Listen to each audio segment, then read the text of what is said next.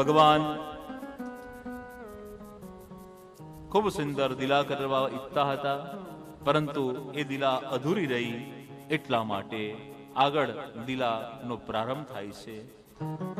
એકદા ગૃહદાસીસુ યશોદાનંદ ગેહિની કર્માંતર નિર્મમંથ સ્વયં દધી. યાની યાની હ ગીતાની તદબાલ ચરિતાની ચ દધીનિન્મંથને કાલે સ્મરંતી તાન્યગાયત સ્મરંતી તાન્યગાયત.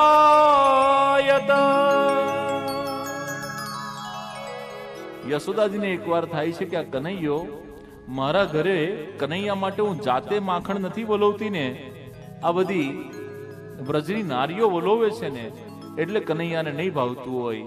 આજે હું મારા જાતે હાથેથી કનૈયા માટે માખણ તૈયાર કરું.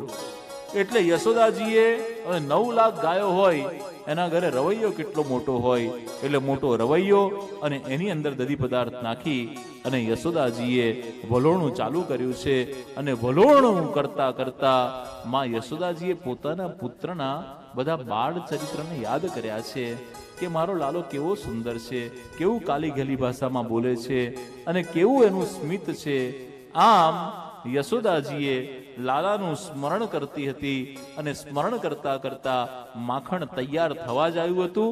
લાલો પોડી રહ્યો હતો, પણ આ માખણ વલોવાના અવાજથી કનૈયાની નિંદર ઉઠી. કનૈયો ઉઠ્યો આંખો ચોડી, મમ્મા મમ્મા ઉઠતામાં તરત જ છોકરાઓ જોયું માં માખણ વલોવે છે. કનૈયો તરત જ પથારીમાંથી ઉતરી માં યશોદાજીની પાસે ગયો. યશોદાજીની સાડીનો પાલો પકડ્યો. મૈયા બહુ ભૂખ લગી હે. હા હા કનૈયા, તારી માટે જ હું માખણ તૈયાર કરું છું. ક્યારની વહેલી ઉઠી અને આ હું માખણ વલોવું છું. આ માખણ તારી માટે જ છે. નહીં નહીં મૈયા, મુજે અભી ખાના હે. યશોદાજીએ કનૈયાને ખોડામાં લીધો, સ્તનપાન કરાવવા લાગ્યા. સ્તનપાન કરાવતા કરાવતા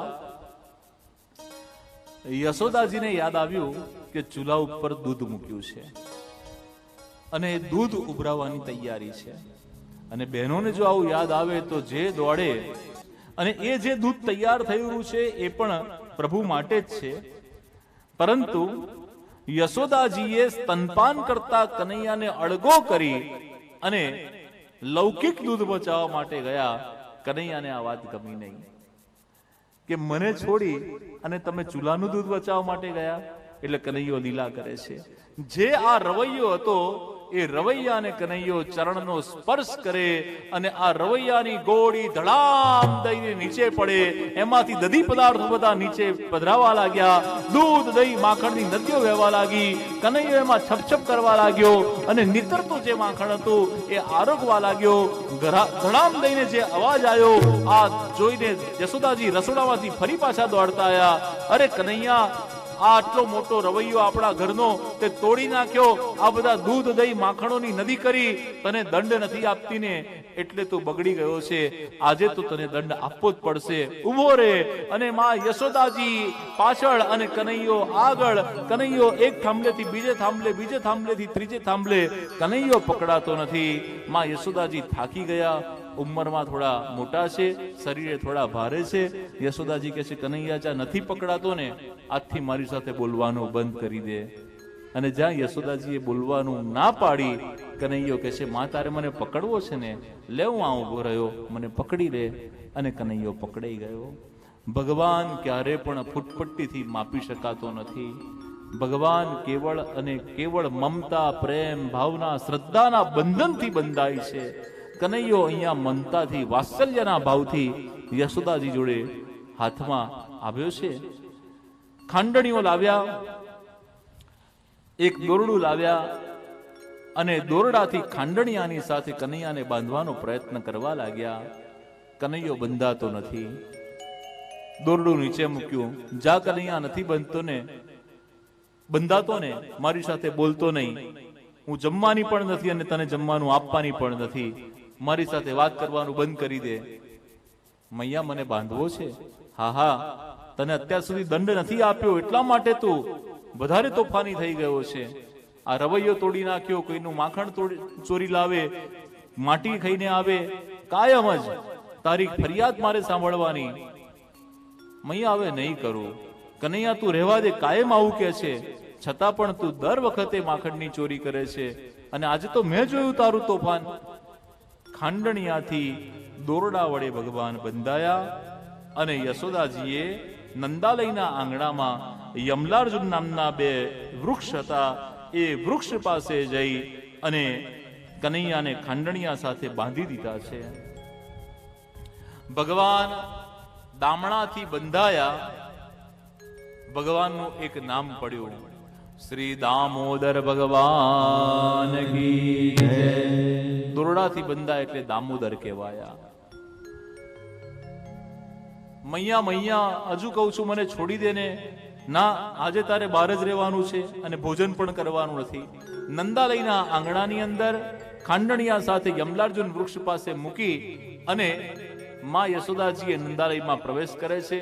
કનૈયો ખોટું ખોટું રડતો તો એણે બંધ કર્યું રડવાનું. એણે વિચાર કર્યો કે હવે રડીશ તો કઈ મતલબ નથી, માં યશોદાજી જોવા માટે રહ્યા નથી, ચાલો કોઈ બીજી લીલા કરીએ.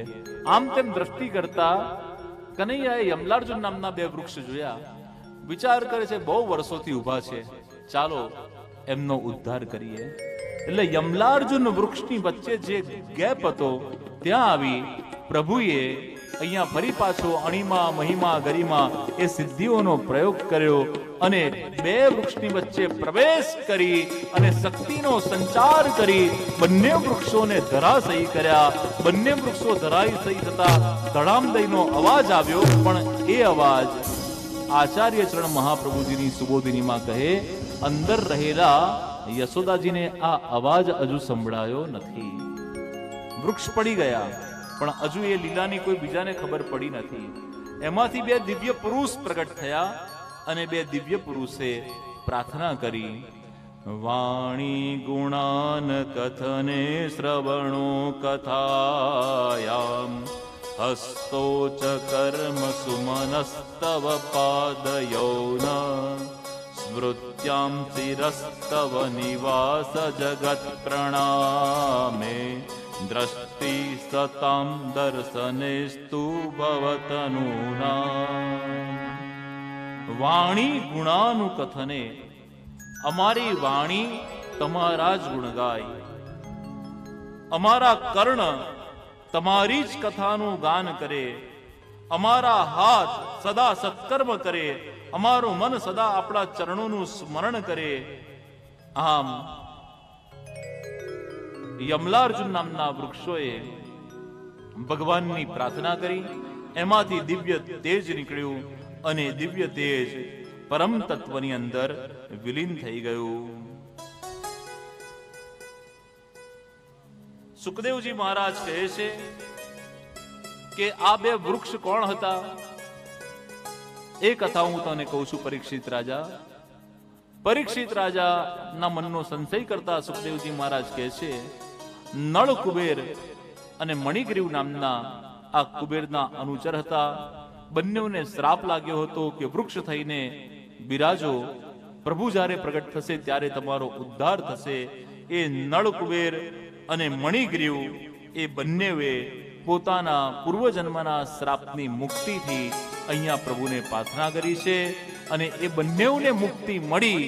ત્યારબાદ ધડામ દઈને વૃક્ષ પડવાનો જે અવાજ હતો એ અવાજ યશોદાજીને સંભળાયો. યશોદાજી દોડતા આવ્યા કે આ વૃક્ષ કેવી રીતે પડી ગયા. એક ગોવાળિયો ઉભો તો એ કહે છે કે મેં જોયું છે આ કનૈયાએ 2 વૃક્ષની વચ્ચેથી પ્રહાર કરી અને આ વૃક્ષને પાડી નાખ્યા. મારો લાલો બહુ નાનો છે, મારો લાલો આવું પરાક્રમ સ્વીકાર કરે છે. પરંતુ કેટલીક લીલાઓ જેમ કે આ વૃક્ષ પડી ગયા, સકટને ગાળાને તોડી નાખ્યું, પુત્રનો વધ કર્યો, પરંતુ એ બધું પ્રભુએ કર્યું છે એમ માને છે.